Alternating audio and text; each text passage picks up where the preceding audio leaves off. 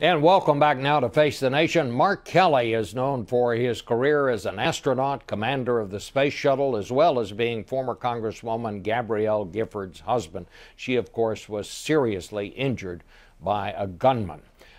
Since then, he's become an advocate for stricter gun laws. His group, her group as well, is called Americans for Responsible Solutions.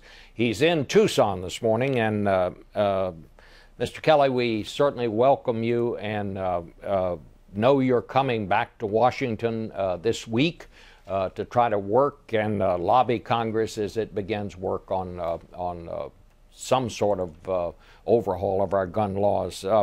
I guess I'd ask you first, what do you think the impact of these families from Newtown coming to Washington? It was an amazing thing to see them as they went around the Capitol this week.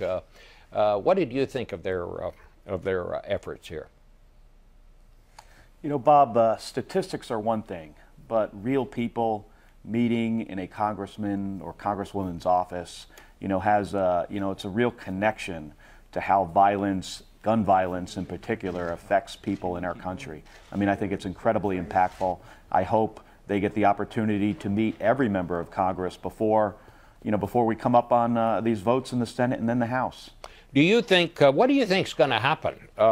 It's going to be very difficult to, this issue is so heavily lobbied by people on both sides. You have the National Rifle Association here.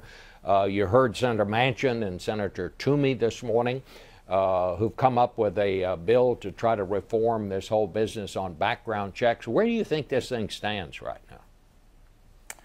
Well, I think there will be a lot of amendments that are offered. Hopefully we see a bill that addresses expanded background checks, the Toomey-Manchin bill. I mean, both Senator Toomey and Manchin said one of the hardest things is going to get these other members to actually read the 49-page bill. So I implore them to do that. It's 49 pages that their constituents support. So once that gets passed, hopefully there'll be a mental health piece to it, gun trafficking, and then we move over to the House, and Gabby and I are going to be working incredibly hard, and our organization is going to be working every day to get them to read the bill and to get them to pass this legislation and sign it into law. What do you think the most important things that the Congress can do? You mentioned gun trafficking, background checks. It's looking like there may not be a ban on assault weapons or on larger magazines. So what do you think this bill to be really meaningful ought to include? Well, expanding the current background check system is a huge success. I mean, if we get that passed, and I think we will, it is a big deal. Right now, 40% of guns are bought at gun shows or over the internet without a background check. So it's very easy for the criminals, the dangerously mentally ill, to get a gun. So closing those loopholes, I think, is the #1 thing we can do to reduce gun violence in this country. So, that'll be a huge success. And then we've got to look at other things. For such a long time, the government has been prevented from analyzing data. In the space industry, in the space program, we make every decision based on good and reliable data. So, we need to look at that data and see where else can we be effective at, saving people's lives and protecting them from this horrific gun violence that we see every year.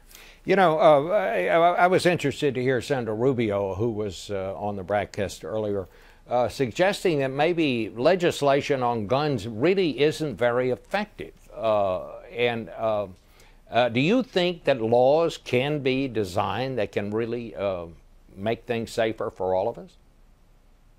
They absolutely can be designed. In the 1970s, we had the Clean Air Act that addressed pollution. Sure, we didn't get rid of all pollution in our country, but it did make our water cleaner and our air cleaner, and gun violence legislation can do the same thing. We're not going to stop every murder from a gun. We're not going to stop every mass shooting, but we can reduce gun violence with common sense legislation. How is your wife these days?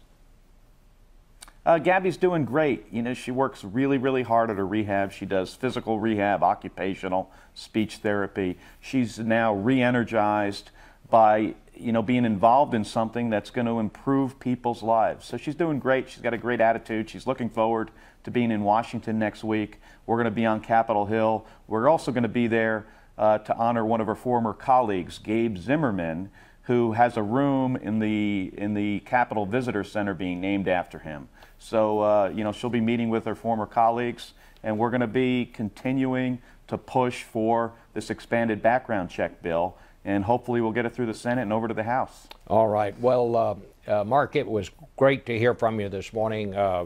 We all appreciate what you're doing here, and be sure and send her our very best. We'll be back with 1 minute. In 1 minute, talk with our panel in a minute.